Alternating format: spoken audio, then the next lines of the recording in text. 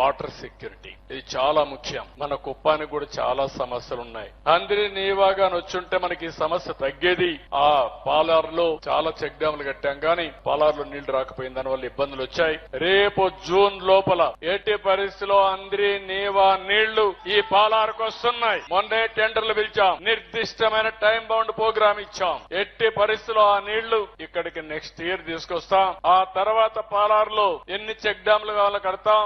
ఎక్కడన్నా వీలైతే ఈ ట్యాంక్స్ కూడా కట్టి రిజర్వాయర్లు కట్టి నీటి ఎద్దడి లేకుండా చేస్తాం. నేను ముఖ్యమంత్రిగా 2014లో గోదావరి కృష్ణా నదుల అనుసంధానం చేశాం. ఇప్పుడు మళ్లీ ఆలోచించి గోదావరి నుంచి కృష్ణా నుంచి Nagar Sagar right main canal కు నీళ్లు తీసుకొచ్చి అక్కడ ఒక రిజర్వాయర్ కట్టి అక్కడి నుంచి నేరుగా పెన్నా నదికి బనకచెర్ల ద్వారా రాయలసీమ అనుసంధానం చేయాలనుకుంటున్నాం. ఇది మెగా ప్రాజెక్ట్. ఇది 80,000 కోట్ల రూపాయలు. ఇది గాని పూర్తయితే కుప్పానికి కూడా గోదావరి నీళ్లు వచ్చే పరిస్థితి వస్తుంది.